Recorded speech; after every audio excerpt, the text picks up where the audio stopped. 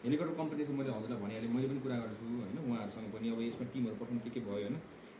सबसे समस्या चाहिँ अब जुन चाहिँ यो हाई रिस्क जोन एरियाहरूमा चाहिँ तपाईँको डेटा छैन कि, डेटा परिपक्व छैन। किन हामी पनि पहिला डिजास्टरमा जाँदाखेरि तपाईँको डेटा नभएर समस्या हुन्थ्यो, कहाँ कतिजना के बसेको छ को बसेको छ थाहा नै छैन। सो यसमा चाहिँ वडाहरूले चाहिँ जुन चाहिँ एरियामा हाई रिस्क जोन भनेर तपाईँहरूले बताउनु भएको छ त्यो एरियाको चाहिँ डेटा चाहियो। कति मान्छे छ त्यहाँ, कतिजना त्यहाँ प्रभावित हुनसक्छ, बुढा कति छ, बच्चा कति छ, को हिँड्नु नसक्ने मान्छे छ कि, को विल चेयरमा छ कि।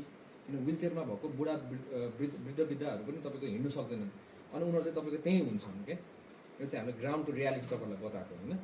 सो यो पहिचान गर्नलाई तपाईँको जुन चाहिँ हाई रिस्क जोन छ अहिले हाम्रो, जहाँ बाढी जाने समस्या, पहिरो जाने समस्या छ, यो रिस्कमा चाहिँ तपाईँहरूले तुरुन्तै हामीले फोन गरेर चाहिँ त्यहाँको डेटा मागाउनु पऱ्यो होइन। यो डेटामा चाहिँ इस्युजहरू छ, त्यहाँ चाहिँ स्ट्यान्ड बाईमा बस्नु पऱ्यो भनेर हामीले बरु स्ट्यान्ड बाईमा राख्नु सक्यौँ होइन।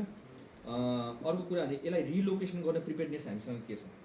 फर इक्जाम्पल त्यहाँ बाढी गइहाल्यो भने अब यो मान्छेलाई सार्नु पऱ्यो होइन।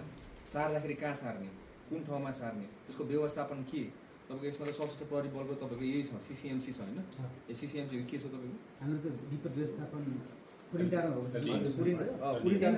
व्यवस्थापन त्यो मध्येमा एउटा बुदा छ जहाँ चाहिँ तपाईँको रिलोकेसनको उयो छ क्या, आइडिया छ क्या। त्यो कसरी रिलोकेसन गर्ने, कहाँ राख्ने, अनि कसरी त्यसलाई सेनिटाइजेसनदेखि लिएर तपाईँको रिहेबिलिटेसनसम्म कसरी गर्ने भन्ने एउटा आइडिया छ होइन। त्यसलाई चाहिँ इम्प्लिमेन्टेसनमा हामी जानु पऱ्यो होइन।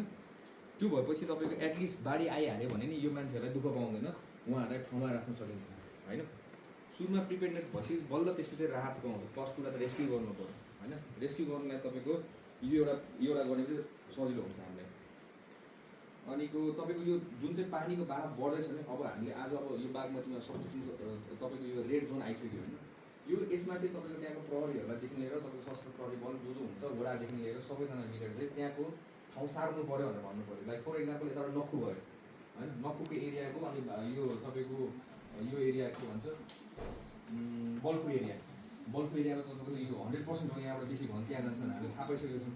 त्यही भएर सुरुदेखि नै उहाँहरूले चाहिँ त्यहाँ ल अहिले रिक्स हुनसक्छ बेलुकासम्म तपाईँहरू अहिले रिलोकेसन भएर अर्को ठाउँमा गएर होटलमा हुन्छ कि त्यहाँ गएर